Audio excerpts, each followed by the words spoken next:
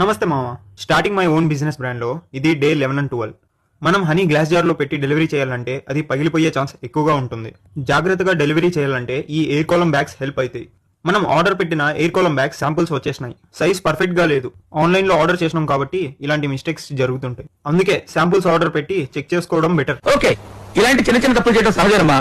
ఇంకా air column bags లో air fill చేసి ఇంట్లో ఉన్న జార్లో వాటర్ నింపి అందులో పెట్టి బాక్స్ లో ప్యాక్ చేసి అన్ని రకాలుగా పడేసి టెస్ట్ చేసిన, ఏం పగలలేదు, బాగుంది.